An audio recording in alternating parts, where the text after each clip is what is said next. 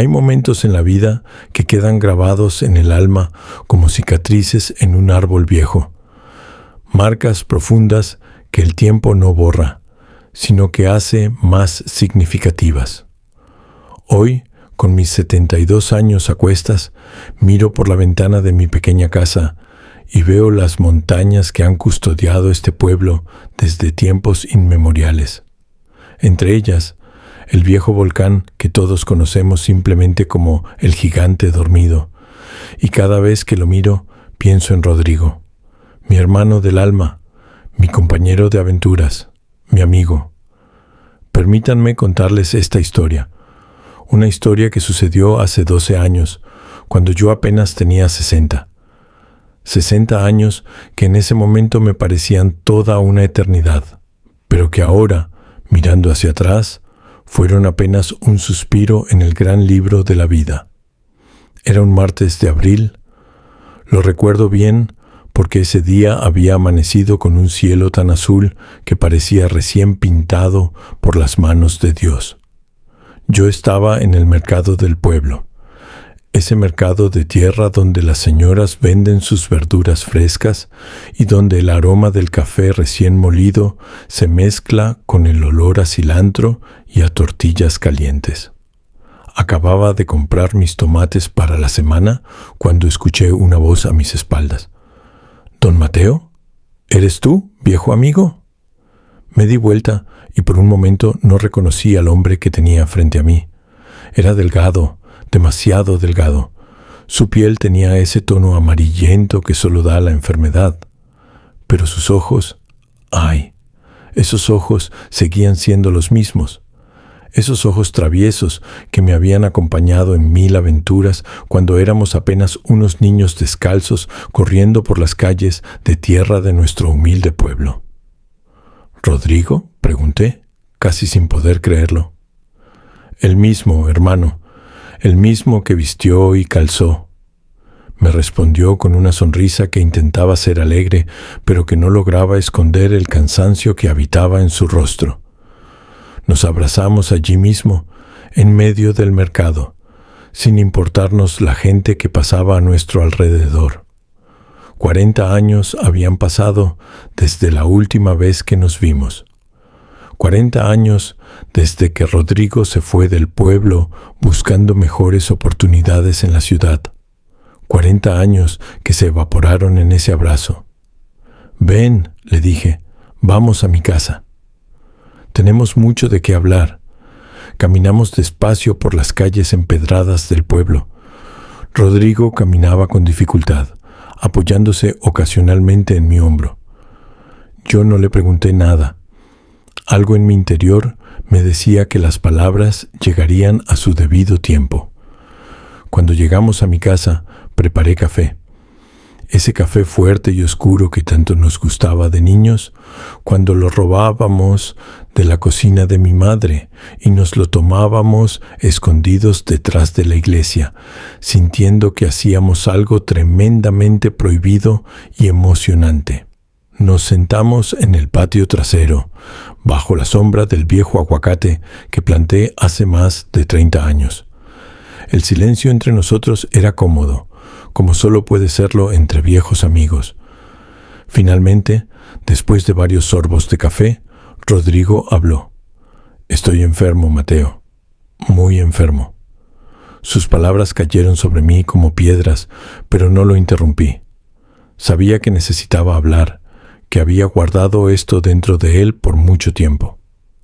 Los doctores me dieron 6 meses, tal vez 1 año, si el tratamiento funciona. El hígado, hermano. Después de tantos años bebiendo para olvidar mi soledad en la ciudad, después de tantas noches tratando de llenar el vacío de estar lejos de mi tierra, ahora mi cuerpo me pasa la factura. Sentí cómo se me apretaba el corazón. La vida tiene esas ironías crueles.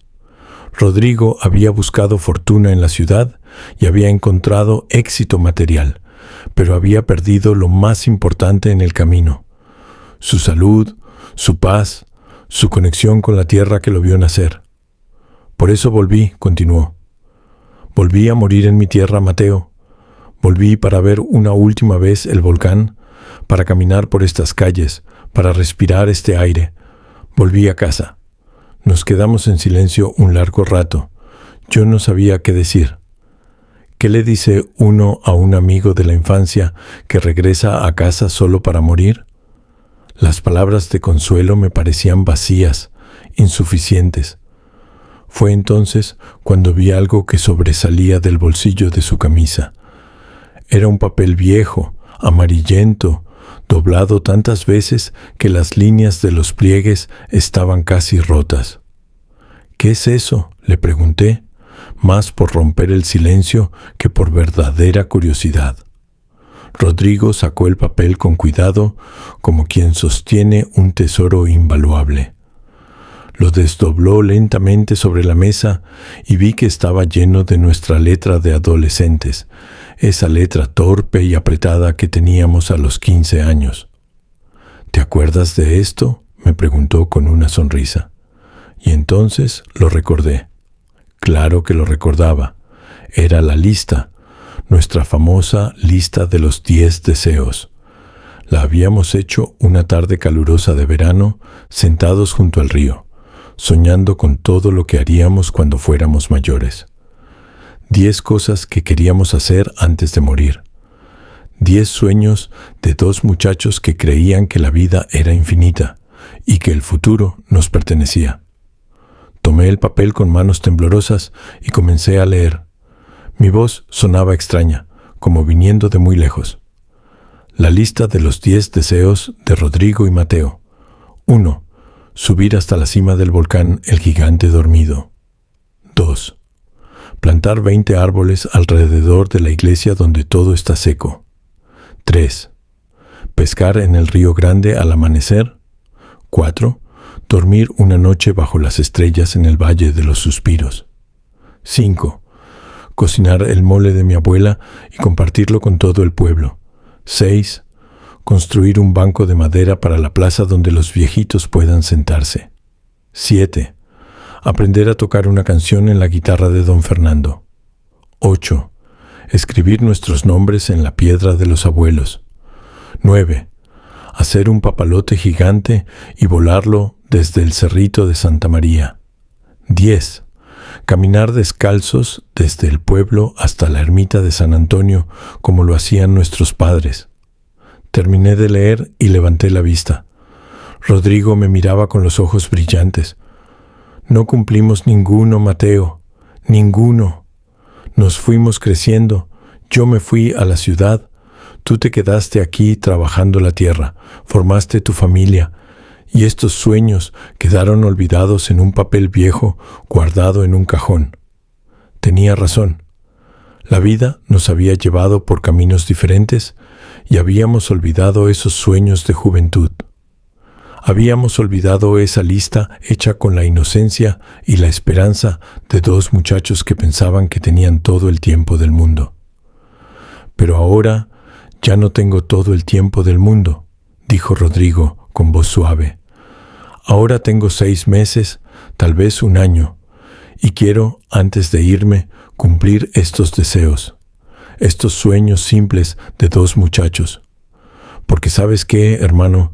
Después de haber tenido dinero, después de haber conocido la ciudad y sus lujos, me di cuenta de que la felicidad verdadera estaba aquí, en estas cosas simples que soñábamos hacer. Sentí como algo se removía dentro de mi pecho, una mezcla de tristeza por la situación de mi amigo y de emoción por la aventura que estaba proponiendo. ¿Qué dices, Mateo? ¿Te atreves a cumplir la lista conmigo? ¿A ayudar a un viejo amigo a realizar sus últimos deseos? No tuve que pensarlo 2 veces. Extendí mi mano y él la tomó con la fuerza que le quedaba. Hasta el final, hermano, como cuando éramos niños. Hasta el final. Y así comenzó nuestra aventura, nuestra carrera contra el tiempo, nuestro último baile con los sueños de juventud. Decidimos empezar al día siguiente. No había tiempo que perder. 6 meses pasan volando, especialmente cuando cada día cuenta doble. El primer deseo era el más desafiante. subir hasta la cima del volcán el gigante dormido. Ese volcán que había custodiado nuestras vidas desde niños, que habíamos visto todos los días, pero que nunca habíamos conquistado. Nos levantamos antes del amanecer. La mañana estaba fría y la niebla cubría el pueblo como un manto blanco. Preparé café y tortillas y llenamos nuestras mochilas con agua, comida y algunas mantas. El camino era largo y sabíamos que Rodrigo necesitaría descansar con frecuencia. Comenzamos la caminata cuando el sol apenas comenzaba a asomarse por el horizonte. Los primeros rayos de luz pintaban el cielo de naranjas y rosas, y el pueblo comenzaba a despertar con los cantos de los gallos y el ladrido de los perros. El sendero hacia el volcán comenzaba en las afueras del pueblo, donde terminaban las últimas casas y empezaba el monte. Era un camino que conocíamos bien de niños, cuando veníamos a jugar y a explorar, pero que ninguno de nosotros había recorrido en décadas. Los primeros 30 minutos fueron relativamente fáciles. El sendero era suave y la mañana estaba fresca. Rodrigo caminaba despacio pero con determinación. Podía ver en sus ojos ese fuego que tenía de muchacho, esa voluntad de hierro que lo caracterizaba. Pero a medida que subíamos, el camino se hacía más empinado y difícil. Rodrigo tenía que detenerse cada vez con más frecuencia. Su respiración se volvía más agitada. Yo intentaba animarlo, contándole historias de cuando éramos niños, haciéndole recordar nuestras aventuras.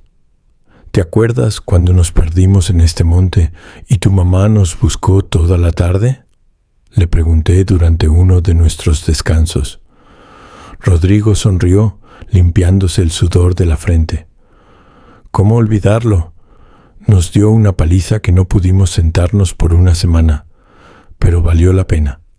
Encontramos aquel nido de águilas, ¿recuerdas? Y juramos que volveríamos a verlas volar, pero nunca lo hicimos. Hasta ahora, dijo Rodrigo, poniéndose de pie con esfuerzo. Vamos, hermano, todavía nos falta mucho. Seguimos subiendo. El sol ya estaba alto en el cielo y el calor comenzaba a apretar. Pero nosotros seguíamos adelante, un paso a la vez. Rodrigo se apoyaba en mí cuando el camino se hacía muy difícil y yo lo sostenía con todas mis fuerzas. A medio camino, Rodrigo tuvo que detenerse. Estaba pálido y respiraba con dificultad. Me asusté. Tal vez había sido una locura intentar esto. Tal vez estaba poniendo en riesgo la vida de mi amigo por cumplir un sueño tonto de adolescentes. Rodrigo, podemos regresar. No importa. Podemos hacer otro de los deseos primero. Pero él negó con la cabeza. No, hermano. Este es el más importante. Si puedo subir este volcán, puedo hacer cualquier cosa. Si conquisto este gigante, el resto será pan comido. Descansamos allí una hora completa. Comimos las tortillas que había preparado, bebimos agua y nos sentamos a la sombra de un árbol centenario. Desde allí podíamos ver el pueblo allá abajo, pequeño y pacífico, con sus casitas de adobe y sus calles de tierra. ¿Sabes qué es lo irónico?, dijo Rodrigo de repente. Que tuve que enfermarme, que tuve que llegar al final de mi vida para darme cuenta de que este es el lugar más hermoso del mundo. Pasé 40 años en la ciudad, en edificios de concreto, respirando aire contaminado, y todo el tiempo pensaba que había progresado, que había mejorado mi vida. Pero ahora, sentado aquí, viendo nuestro pueblo, me doy cuenta de que la verdadera riqueza siempre estuvo aquí. Sus palabras me llenaron de una tristeza profunda. ¿Cuántas veces nos pasa eso en la vida? Buscamos la felicidad lejos, en cosas materiales, en lugares lejanos, y no nos damos cuenta de que todo lo que necesitamos está justo frente a nosotros. Después del descanso continuamos. El camino se hacía cada vez más empinado. Había momentos en que prácticamente teníamos que trepar usando las manos. Rodrigo se caía a veces y yo lo ayudaba a levantarse. Pero él nunca se quejó, nunca pidió regresar. Cuando faltaban unos 200 metros para la cima, Rodrigo se detuvo. Pensé que ya no podía más, que tendríamos que rendirnos tan cerca de la meta. Pero entonces levantó la vista hacia la cima, respiró profundo y dijo: «Dame tu mano, hermano. Vamos a terminar esto juntos». Tomé su mano y comenzamos el último tramo. Subimos paso a paso, respiración por respiración, latido por latido, y finalmente, después de casi 6 horas de camino, llegamos a la cima del volcán El Gigante Dormido. La vista era impresionante. Podíamos ver todo el valle, todos los pueblos vecinos, las montañas extendiéndose hasta el horizonte. El viento soplaba fuerte allá arriba, frío y puro, y nosotros dos viejos amigos, estábamos parados en el techo de nuestro mundo. Rodrigo se sentó en una roca y comenzó a llorar, lágrimas silenciosas que rodaban por sus mejillas curtidas por el sol. «Lo logramos, Mateo, lo logramos». Me senté a su lado y también lloré. Lloramos juntos, sin vergüenza, sin palabras. Lloramos por los años perdidos, por los sueños olvidados, por el tiempo que ya no podríamos recuperar. Pero también lloramos de alegría, porque habíamos cumplido el primero de nuestros 10 deseos. Nos quedamos allá arriba hasta que comenzó a atardecer. Vimos cómo el sol se ocultaba detrás de las montañas, pintando el cielo de 1000 colores. Y cuando comenzó a oscurecer, emprendimos el descenso. Bajamos más rápido de lo que subimos. La gravedad nos ayudaba y el camino se hacía más fácil. Cuando llegamos al pueblo, ya era noche cerrada. Estábamos exhaustos, con las piernas temblando y la ropa sucia de tierra. Pero en nuestros corazones había una alegría que no habíamos sentido en años. Al día siguiente, aunque estábamos adoloridos, decidimos cumplir el segundo deseo: plantar 20 árboles alrededor de la iglesia.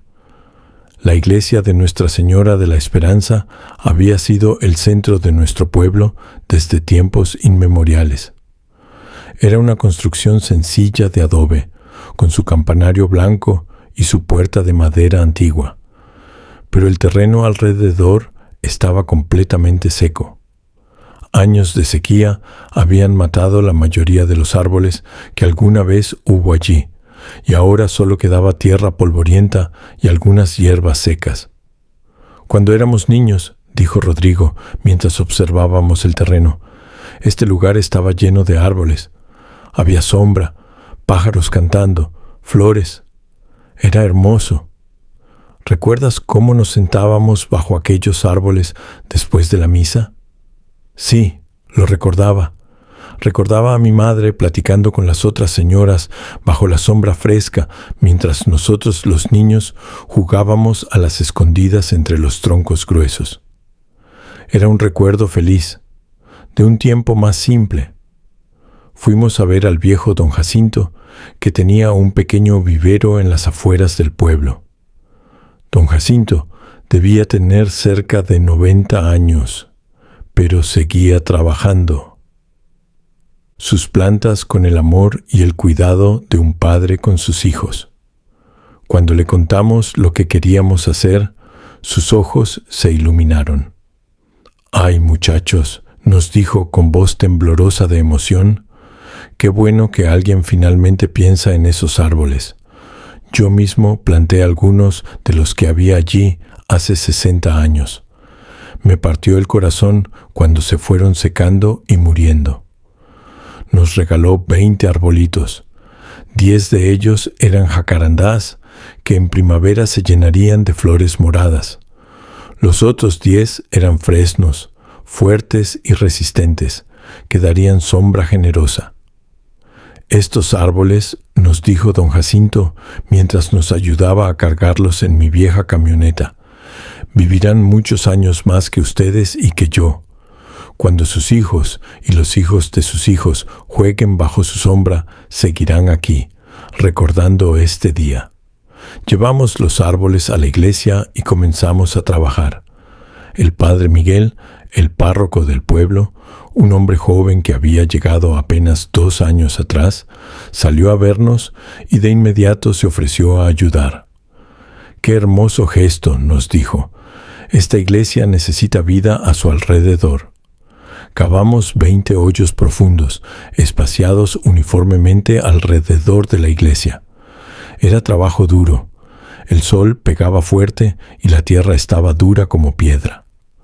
Rodrigo no podía cavar por mucho tiempo sin cansarse, así que él se encargaba de preparar los arbolitos y de ir trayéndonos agua fresca del pozo de la iglesia. Pronto, la noticia de lo que estábamos haciendo se corrió por el pueblo. Y algo hermoso comenzó a suceder. La gente empezó a llegar a ayudar. Don Pedro trajo su pico y su pala. Doña Carmen llegó con sus 3 hijos y todos comenzaron a cavar. Los niños traían cubetas de agua. Las señoras prepararon comida y bebidas frescas. Lo que había comenzado como el proyecto de 2 viejos amigos se convirtió en un esfuerzo de todo el pueblo. Y mientras trabajábamos juntos bajo el sol de mediodía, sentí algo que no había sentido en mucho tiempo. Sentí el espíritu de comunidad, ese lazo invisible que une a las personas de un pueblo. Cuando el sol comenzó a bajar, los 20 árboles estaban plantados. 20 promesas de vida y sombra, 20 regalos para el futuro. Los regamos abundantemente y el Padre Miguel los bendijo con una oración. Que estos árboles crezcan fuertes y sanos, dijo, y que sean testimonio del amor de esta comunidad por su tierra y por su iglesia. Esa noche, mientras Rodrigo y yo descansábamos en mi patio, él me dijo algo que nunca olvidaré. ¿Sabes, Mateo? Hoy aprendí algo. Aprendí que los mejores legados no son el dinero ni las posesiones. Los mejores legados son como esos árboles que plantamos. Seguirán dando sombra y alegría mucho después de que nosotros nos hayamos ido. Tenía razón, y cada vez que paso por esa iglesia ahora, 12 años después, y veo esos árboles crecidos, llenos de hojas y flores, con niños jugando bajo su sombra, recuerdo ese día. Y recuerdo a Rodrigo. El tercer deseo era pescar en el río Grande al amanecer. Este era un recuerdo particularmente especial para nosotros, porque cuando éramos niños, nuestros padres nos llevaban a pescar juntos. Eran momentos mágicos, llenos de risas y de esa paz que solo se encuentra junto al agua. Nos levantamos cuando todavía estaba oscuro. La madrugada estaba fría y las estrellas brillaban intensamente en el cielo sin luna. Preparamos nuestras cañas de pescar, cañas simples de bambú que yo mismo había hecho años atrás, y caminamos hacia el río. El río Grande no era realmente tan grande. Era más bien un río modesto, pero para nosotros de niños era inmenso. Era todo un mundo de aventuras. Fluía desde las montañas, claro y fresco, serpenteando entre las piedras y los árboles. Llegamos justo cuando el cielo comenzaba a aclararse en el horizonte. Ese momento mágico entre la noche y el día, cuando el mundo parece estar en suspenso, esperando. Nos sentamos en nuestro lugar favorito, una roca plana junto a un remanso donde el agua formaba un pequeño pozo profundo. Preparamos nuestras líneas en silencio. No hacían falta palabras. El sonido del agua corriendo, el canto de los primeros pájaros despertando, el susurro del viento en los árboles, era toda la conversación que necesitábamos. Lanzamos nuestras líneas justo cuando el sol comenzaba a asomarse por las montañas. Los primeros rayos de luz tocaron el agua y la convirtieron en un espejo de oro líquido. Era tan hermoso que por un momento olvidamos que estábamos allí para pescar. Mi padre solía decir, dijo Rodrigo suavemente, sin quitar la vista del río, que pescar no era realmente sobre atrapar peces. Era sobre aprender a tener paciencia, sobre estar en paz con uno mismo y con la naturaleza. Mi padre decía lo mismo, le respondí. Decía que el río nos enseñaba a fluir con la vida, a no resistirnos a la corriente. Nos quedamos allí por horas. A veces sentíamos un tirón en la línea y sacábamos un pequeño pez plateado que brillaba con los rayos del sol. Los poníamos en una cubeta con agua, admirábamos su belleza por un momento y luego los devolvíamos al río. «No necesito llevarme nada», dijo Rodrigo. «Solo quiero estar aquí, en este momento, contigo, recordando cuando éramos niños y el mundo era simple». Mientras el sol subía en el cielo y el día se hacía más caluroso, Rodrigo comenzó a hablarme de su vida en la ciudad. Me contó de su soledad, de cómo había ganado dinero, pero había perdido su alma. Me habló de las noches en que se despertaba en su apartamento moderno y frío, sintiendo un vacío que ninguna cantidad de éxito podía llenar. Cambiaría todo, me dijo, todo el dinero, todos los logros, por poder regresar el tiempo y quedarme aquí, en este pueblo, vivir una vida simple pero llena de momentos como este. Sus palabras me hicieron reflexionar sobre mi propia vida. Yo nunca me había ido del pueblo, nunca había buscado fortuna en otro lugar. Había vivido una vida humilde, trabajando mi pequeña parcela de tierra, criando a mis hijos, participando en las fiestas del pueblo. Y en ese momento, sentado junto a mi amigo enfermo, junto al río donde habíamos jugado de niños, me di cuenta de que había sido rico todo el tiempo. Rico en las cosas que realmente importan. Cuando el sol estaba alto en el cielo, recogimos nuestras cosas y regresamos al pueblo. No habíamos pescado mucho, pero no importaba. Habíamos pescado algo mucho más valioso. Recuerdos, reflexiones, paz.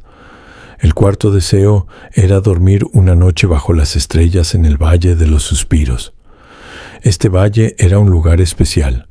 Una pequeña explanada rodeada de montañas, donde el cielo parecía estar más cerca y las estrellas brillaban con una intensidad que no se veía en ningún otro lugar.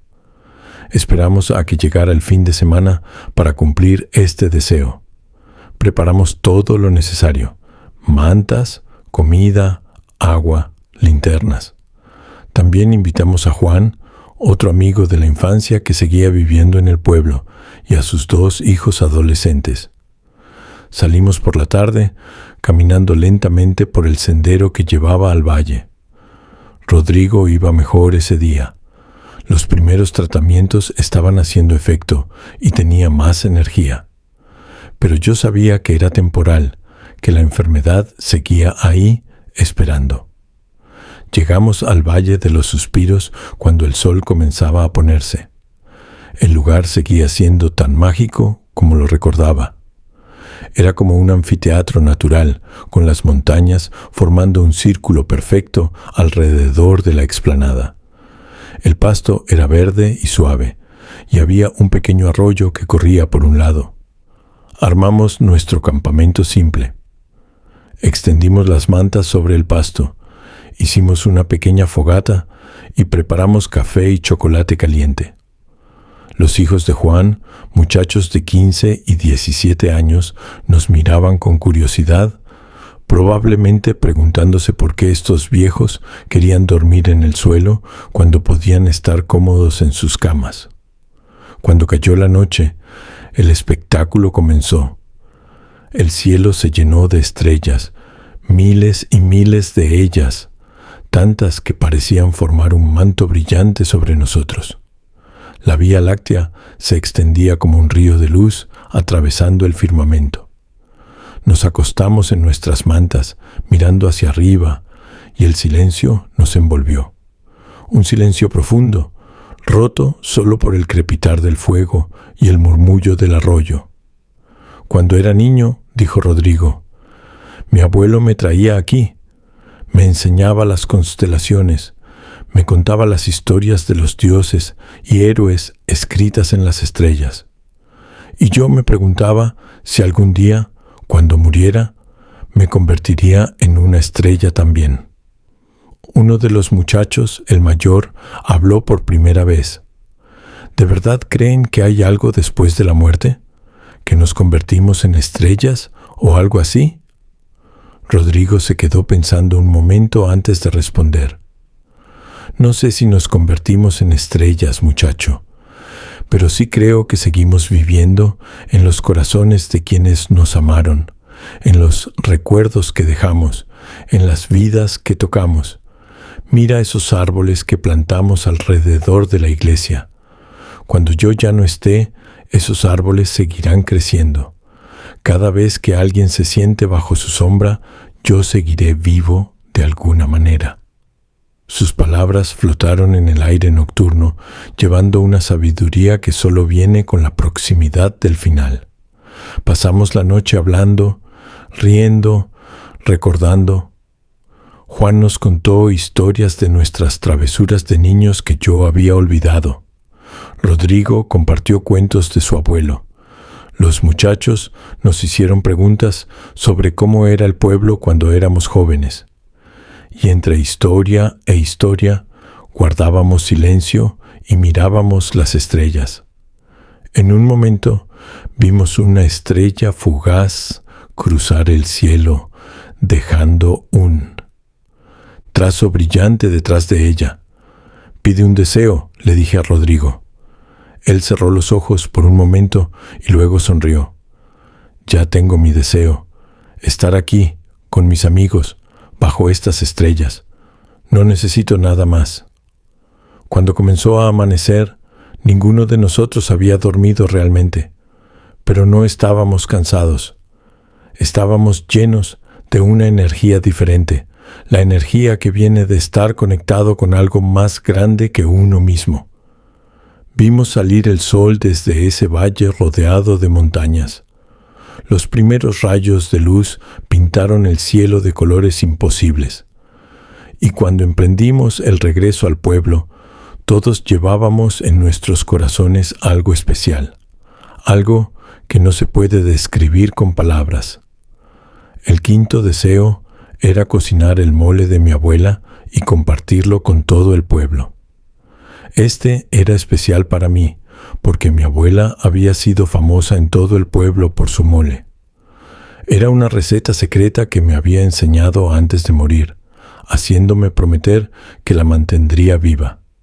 Pero les voy a confesar algo. En todos esos años nunca había hecho ese mole. La vida me había llevado por otros caminos y la receta había quedado guardada en mi memoria, esperando. Cuando le conté esto a Rodrigo, él insistió en que era el momento perfecto. «Mateo, tu abuela te dio ese regalo para que lo compartieras, no para que lo guardaras. Hagamos esto bien. Hagamos una fiesta para todo el pueblo». Y así fue como organizamos lo que sería recordado como la gran fiesta del mole de Doña Esperanza. Así se llamaba mi abuela. Convocamos a las mujeres del pueblo para que nos ayudaran. Necesitábamos cocinar para más de 200 personas, y eso requería muchas manos. Doña Carmen ofreció su gran patio y su cocina de leña. Otras mujeres trajeron ollas enormes, platos, tortillas. El día de la preparación comenzó temprano. Yo había comprado todos los ingredientes en el mercado. Chiles de 7 tipos diferentes, chocolate oscuro, almendras, pasas, plátano macho, tomates, ajonjolí, clavo, canela y tantas otras especias que era difícil llevar la cuenta. Las mujeres se reunieron en el patio de Doña Carmen y yo comencé a dirigir la preparación, recordando cada paso que mi abuela me había enseñado. Primero teníamos que tostar los chiles en el comal, teniendo cuidado de no quemarlos. El aroma que comenzó a llenar el aire era embriagador. Doña Esperanza tenía manos mágicas, dijo doña Carmen mientras removía los chiles. Nunca he probado un mole como el suyo. Luego vino el proceso de moler todos los ingredientes. En los viejos tiempos, mi abuela usaba un metate, una piedra grande donde se molía todo a mano. Nosotros teníamos licuadoras, pero aún así decidí moler algunos ingredientes en el metate que había pertenecido a mi abuela, para mantener la tradición. Rodrigo, a pesar de su debilidad, insistió en ayudar. No podía hacer trabajos pesados, pero se encargó de tostar el ajonjolí y de vigilar que el chocolate se derritiera correctamente. Y mientras trabajaba, iba contando historias de mi abuela que yo había olvidado. ¿Te acuerdas?, me dijo mientras removía el chocolate, cuando tu abuela nos atrapó robando dulces de su cocina. En lugar de regañarnos, nos sentó y nos contó la historia de cada ingrediente. Nos enseñó que la comida no es solo comida, sino amor, historia, tradición. Tenía razón. Mi abuela siempre decía que cocinar era un acto de amor, que cada ingrediente debía agregarse con cariño, que cada paso debía hacerse con paciencia y respeto. La preparación tomó todo el día. El mole no es algo que se pueda hacer rápido. Cada ingrediente debe prepararse de manera específica. Algunos deben tostarse hasta que estén casi negros. Otros apenas deben pasar por el fuego. Todo debe molerse en el orden correcto y luego cocinarse lentamente durante horas. Mientras el mole se cocinaba en las grandes ollas, llenando el aire con su aroma rico y complejo, más gente llegaba al patio. Trajeron sillas, mesas, música. Lo que había comenzado como el cumplimiento de un deseo de dos viejos amigos se estaba convirtiendo en una verdadera celebración del pueblo. Cuando finalmente el mole estuvo listo, servimos a todo el pueblo. Había suficiente para todos, con montones de tortillas recién hechas y arroz rojo. La gente comía y reía. Los niños corrían entre las mesas, los músicos tocaban canciones tradicionales. En un momento de la noche, el padre Miguel pidió silencio y nos pidió a Rodrigo y a mí que nos pusiéramos de pie. Estas dos personas, dijo el padre, nos han dado un regalo esta noche. No solo la comida, aunque está deliciosa, sino algo más importante. Nos han recordado lo que significa ser comunidad. Nos han mostrado que los sueños, no importa cuánto tiempo hayan estado guardados, siempre pueden hacerse realidad. La gente aplaudió y nosotros dos. Viejos amigos, nos abrazamos con lágrimas en los ojos. En ese momento, viendo a todo el pueblo reunido, compartiendo comida y alegría, supe que mi abuela estaría orgullosa. El sexto deseo era construir un banco de madera para la plaza donde los viejitos pudieran sentarse. La plaza del pueblo era el corazón de nuestra comunidad, el lugar donde la gente se reunía a platicar, donde los niños jugaban, donde la vida del pueblo sucedía. Pero solo había 2 bancos viejos, siempre ocupados. Para este proyecto reclutamos la ayuda de don Tomás, el carpintero del pueblo. Don Tomás tenía casi 80 años, pero sus manos seguían siendo firmes y su ojo para la madera seguía siendo perfecto. Un banco, dijo don Tomás, cuando le explicamos lo que queríamos. No es solo un mueble. Es un lugar donde se comparten historias, donde se forman amistades, donde los ancianos transmiten su sabiduría a los jóvenes. Vamos a hacer el mejor banco que este pueblo haya visto. Fuimos al monte a seleccionar la madera. Don Tomás nos enseñó a identificar los mejores árboles. Cedro para la estructura, porque es fuerte y resiste el clima. Caoba para el asiento y el respaldo, porque es cómoda y hermosa. No cortamos los árboles nosotros mismos. Ese trabajo requería permisos y equipos especiales, pero encontramos a un señor que tenía madera ya cortada y curada, perfecta para nuestro propósito. Durante una semana, todas las tardes, Rodrigo y yo íbamos al taller de don Tomás. Él nos enseñaba, nos guiaba, y nosotros trabajábamos con nuestras manos, lijando, cortando, ensamblando. Rodrigo tenía días buenos y días malos. En los días malos se sentaba y solo miraba o ayudaba con tareas simples como lijar piezas pequeñas. En los días buenos trabajaba con entusiasmo, aunque nunca por mucho tiempo. «Este banco», me dijo un día mientras lijábamos los brazos, «va a estar aquí mucho después de que nosotros nos hayamos ido. Los niños que todavía no han nacido se sentarán aquí, y tal vez, si tenemos suerte, alguien recordará que dos viejos amigos lo construyeron». Cuando el banco estuvo terminado, era una obra de arte. Don Tomás había tallado en el respaldo un diseño de montañas y árboles representando nuestro pueblo. En una pequeña placa de bronce que mandamos hacer, decía: «Para el pueblo, con amor, Rodrigo y Mateo, que aquí se cuenten muchas historias». Llevamos el banco a la plaza una mañana domingo, después de la misa. Lo colocamos bajo el gran árbol de mangos que había estado allí desde que el pueblo era joven. Y como si fuera una señal, don Luis, el hombre más viejo del pueblo con sus 95 años, fue el primero en sentarse. «Perfecto», dijo don Luis, acomodándose en el asiento. «Ahora sí podré ver pasar la vida del pueblo cómodamente».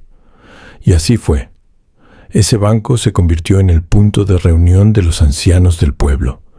Todas las tardes se llenaba de señores mayores que llegaban a platicar, a contar historias, a jugar dominó.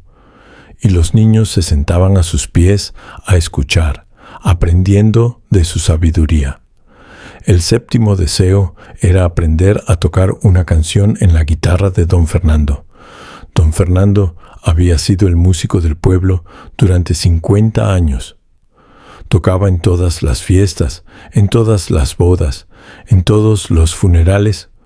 Su guitarra era legendaria, un instrumento hermoso que había pertenecido a su padre y al padre de su padre. Pero don Fernando ya no vivía.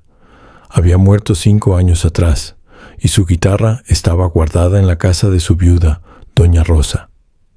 Cuando fuimos a visitarla y le explicamos nuestro deseo, sus ojos se llenaron de lágrimas.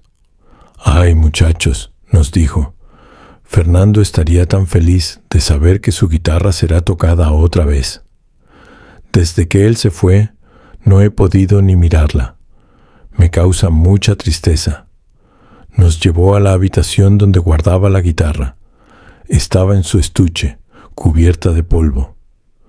Cuando la abrimos, el instrumento brilló bajo la luz. Era más hermosa de lo que recordábamos.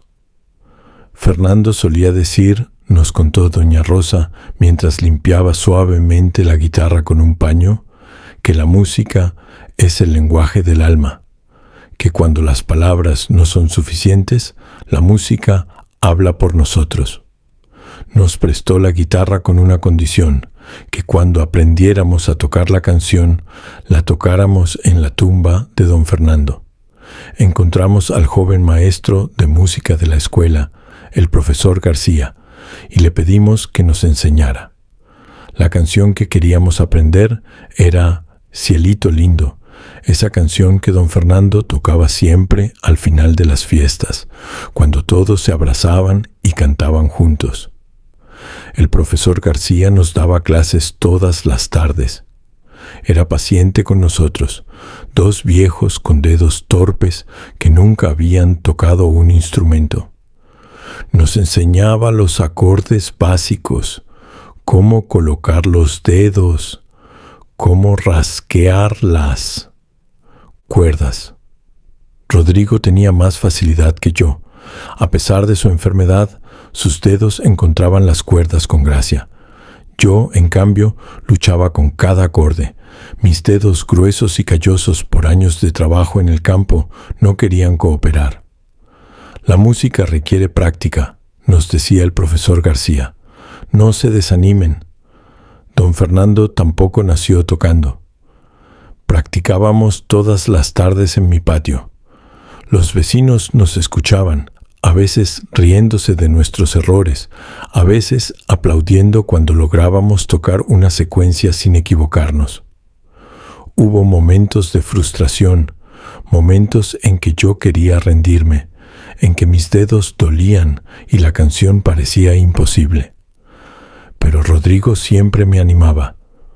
Vamos, hermano, si pudimos subir el volcán, podemos aprender esta canción. Después de 3 semanas de práctica diaria, finalmente lo logramos.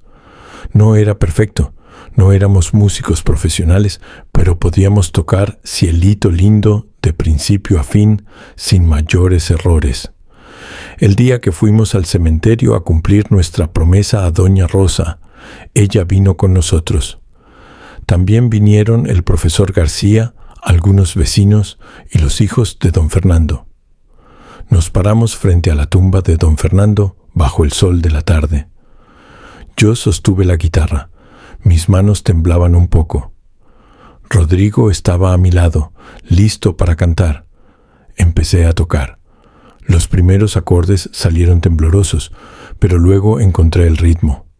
Rodrigo comenzó a cantar con su voz ronca, pero llena de emoción. Y pronto todos los que estaban allí se unieron al canto. Ay, ay, ay, ay, canta y no llores, porque cantando se alegran, cielito lindo, los corazones. Cuando terminamos, había lágrimas en los ojos de todos. Doña Rosa se acercó y nos abrazó. Gracias, nos dijo. Gracias por traer la música de Fernando de vuelta a la vida. Y en ese momento sentí que habíamos hecho algo más que aprender una canción. Habíamos honrado la memoria de un hombre bueno, habíamos traído alegría a una viuda, habíamos conectado el pasado con el presente a través de la música. El 8º deseo era escribir nuestros nombres en la piedra de los abuelos. Esta era una tradición antigua del pueblo. Había una roca enorme en las afueras del pueblo, tan grande como una casa pequeña, donde por generaciones la gente había tallado sus nombres. Los abuelos llevaban a sus nietos a mostrarles los nombres de sus antepasados, creando una conexión viva con el pasado. Rodrigo y yo habíamos hablado muchas veces cuando éramos jóvenes de que algún día escribiríamos nuestros nombres allí, pero nunca lo habíamos hecho. Siempre había algo más urgente, siempre había alguna excusa. Conseguimos las herramientas necesarias, cinceles, martillos y mucha paciencia. La piedra era dura, muy dura. Cada letra requería golpes precisos y constantes. Fuimos temprano en la mañana, cuando el sol aún estaba bajo y el calor no era tan intenso. Encontramos un espacio en la piedra, entre los nombres de nuestros padres y abuelos. Era perfecto, como si hubiera estado esperándonos todo este tiempo. Comenzamos a tallar, golpe tras golpe, letra por letra. Era un trabajo lento y laborioso. Mis manos, acostumbradas al trabajo duro, manejaban el cincel con relativa facilidad. Pero Rodrigo luchaba. Sus manos débiles no tenían la fuerza necesaria. «Déjame ayudarte», le dije después de verlo luchar por varios minutos con una sola letra. Pero él se negó. «No, hermano, este es mi nombre. Tengo que tallarlo yo mismo. Puede que tome más tiempo, pero lo haré». Y así pasamos el día entero allí. Yo tallaba mi nombre mientras Rodrigo trabajaba en el suyo. A veces descansábamos a la sombra, bebiendo agua fresca, mirando todos los otros nombres en la piedra. «Mira», dijo Rodrigo, señalando un grupo de nombres. «Aquí están los nombres de los fundadores del pueblo. 200 años tienen estos nombres aquí». Era cierto. Podíamos ver generación tras generación tallada en esa piedra. Era como un libro de historia vivo, contando la historia del pueblo a través de los nombres de su gente. Cuando finalmente terminamos, ya estaba atardeciendo. Nuestros nombres estaban allí, tallados profundamente en la roca. Rodrigo y Mateo, amigos del alma, 2013. Nos sentamos frente a la piedra, cansados pero satisfechos, mirando nuestros nombres junto a los de nuestros antepasados. Ahora somos parte de la historia del pueblo, dijo Rodrigo. Ahora, cuando ya no estemos, alguien verá nuestros nombres y sabrá que existimos, que fuimos amigos, que dejamos nuestra marca. Tenía razón. Era una forma de inmortalidad, simple pero poderosa. Nuestros nombres estarían allí, resistiendo el viento y la lluvia, el sol y el tiempo, recordando que dos amigos una vez caminaron por esta tierra. El noveno deseo era hacer un papalote gigante y volarlo desde el Cerrito de Santa María. Este deseo nos llevó de regreso a nuestros días más inocentes, cuando construir y volar papalotes era nuestra actividad favorita. Para este proyecto pedimos ayuda a los niños del pueblo. Queríamos que fuera algo que los involucrara, que les enseñara esta tradición que estaba desapareciendo en la era de los videojuegos y las tabletas. Convocamos a todos los niños en la escuela y les explicamos lo que queríamos hacer. Sus ojos se iluminaron con emoción. La mayoría nunca había volado un papalote, solo los habían visto en fotos. Durante una semana convertimos el patio de la escuela en un taller de papalotes. Les enseñamos cómo hacer la estructura con varas de bambú, cómo cortar el papel de China, cómo hacer la cola con tiras de tela.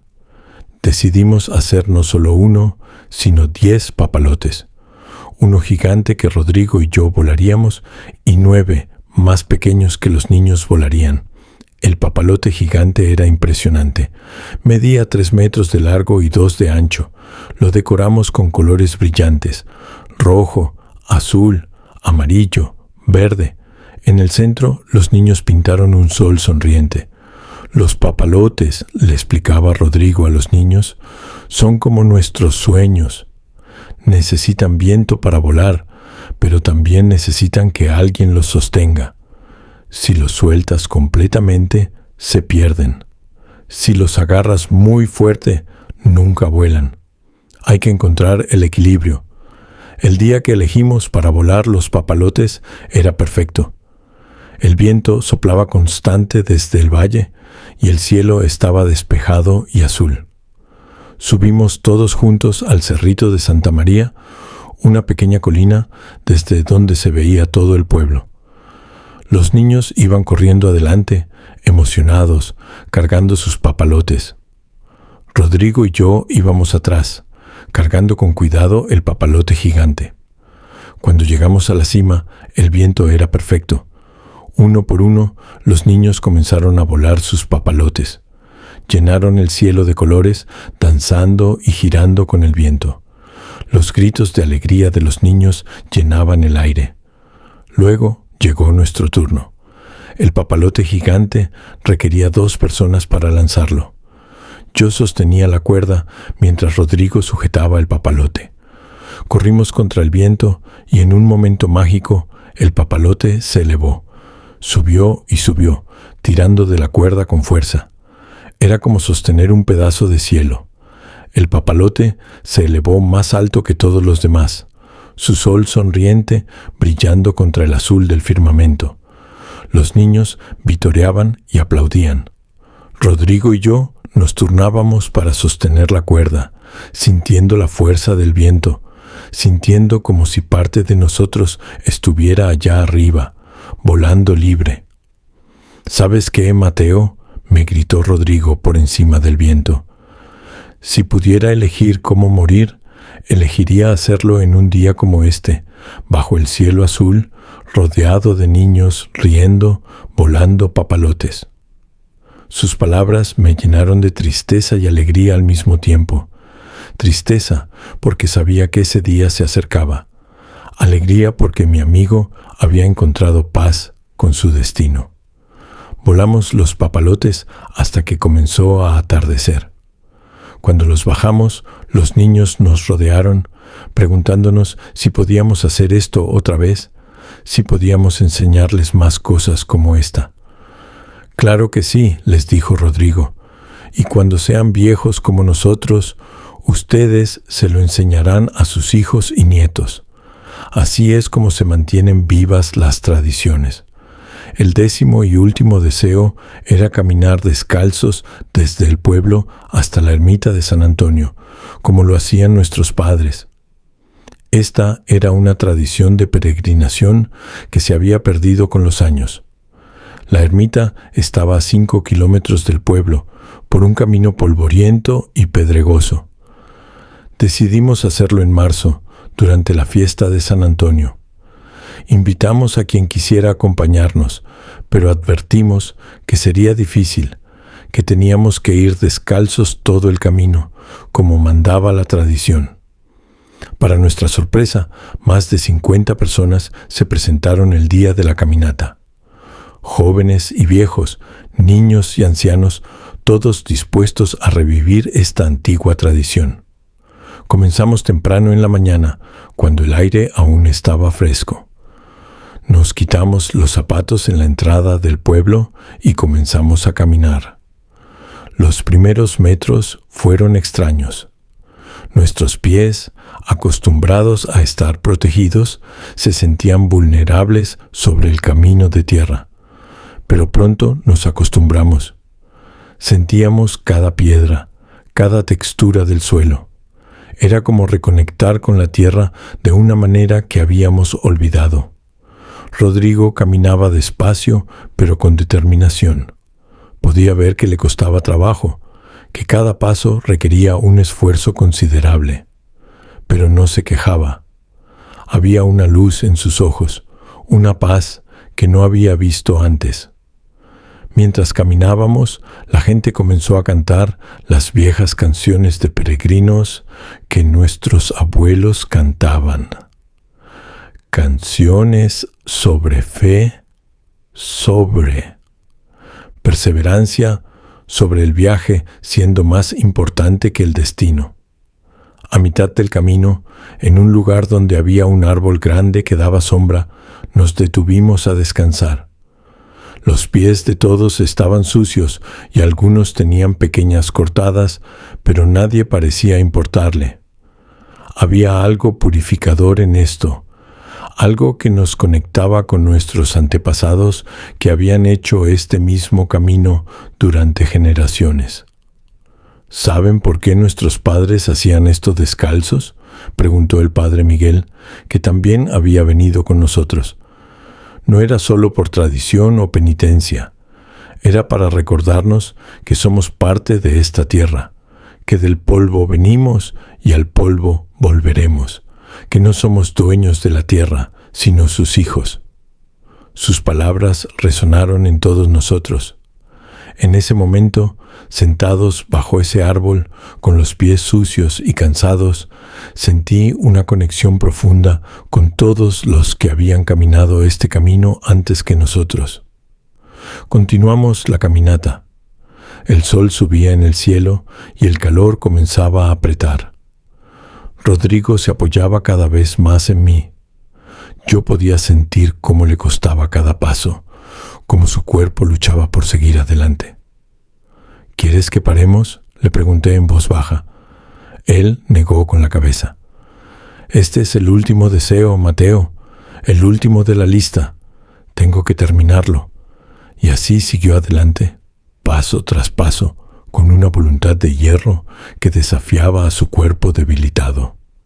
Finalmente, después de 3 horas de camino, la ermita de San Antonio apareció en la distancia.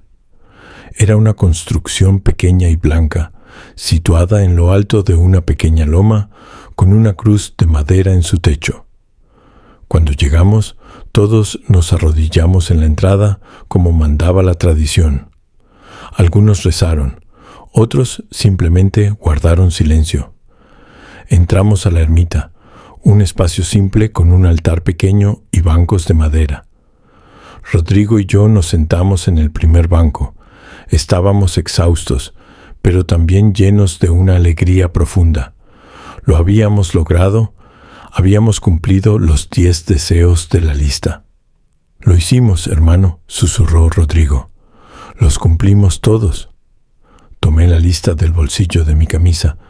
El papel estaba más viejo ahora, más gastado por los meses de llevarla con nosotros, pero todos los deseos estaban allí, y junto a cada uno podíamos recordar el momento en que lo cumplimos.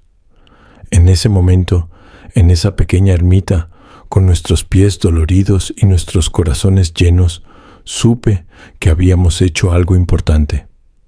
No solo habíamos cumplido unos deseos de juventud, habíamos vivido más intensamente en esos meses que en muchos años anteriores. Los meses siguientes fueron difíciles. Los tratamientos de Rodrigo se volvieron más intensos. Había días en que el dolor era casi insoportable, días en que ni siquiera podía salir de la cama, pero nunca se quejaba. Y en los días buenos salíamos a caminar por el pueblo, visitábamos los árboles que habíamos plantado, nos sentábamos en el banco que habíamos construido. Una noche de julio, 6 meses después de haber cumplido el último deseo, Rodrigo me pidió que fuera a su casa. Cuando llegué, estaba acostado en su cama, más delgado que nunca, pero con una paz en su rostro que nunca le había visto. «Gracias, hermano», me dijo con voz débil. «Gracias por ayudarme a cumplir la lista. Gracias por recordarme lo que es importante en la vida». «No tienes que agradecer nada», le respondí, tomando su mano. «Tú me diste un regalo también. Me recordaste que la vida es para vivirla, no solo para dejarla pasar». Esa noche hablamos durante horas. Recordamos cada uno de los 10 deseos. Reímos, lloramos, agradecimos. Y cuando comenzó a amanecer, Rodrigo cerró los ojos y se fue tranquilamente, como quien se duerme después de un largo día de trabajo bien hecho. Su funeral fue el más grande que el pueblo había visto en años. Todos vinieron, los niños que habían volado papalotes con nosotros, las mujeres que habían ayudado a cocinar el mole, don Jacinto del Vivero, el padre Miguel, todos. Lo enterramos bajo uno de los árboles que habíamos plantado alrededor de la iglesia, un árbol que ya estaba creciendo fuerte, que daría sombra por muchos años. En su tumba pusimos una placa simple que decía: «Rodrigo, amigo del alma, que vivió sus últimos meses mejor que muchos viven toda su vida». Y junto a la placa, en un marco protegido del clima, pusimos la lista de los 10 deseos para que todos pudieran verla, para que todos pudieran recordar que nunca es tarde para cumplir los sueños. Ahora, 12 años después, con mis 72 años, paso seguido por esa tumba. Los árboles que plantamos están grandes y frondosos. El banco que construimos sigue siendo el lugar favorito de los ancianos del pueblo. Los niños siguen volando papalotes en el cerrito de Santa María. Y la historia de Rodrigo y la lista se ha convertido en leyenda en el pueblo. La gente me pregunta a veces si me arrepiento de algo, si me hubiera gustado que las cosas fueran diferentes. Y yo les digo que no, que estoy agradecido. Agradecido de haber tenido un amigo como Rodrigo. Agradecido de haber tenido esos últimos meses con él. Agradecido de haber aprendido la lección que me enseñó. Porque ven, mis amigos, la lección de esta historia no es sobre la muerte, es sobre la vida.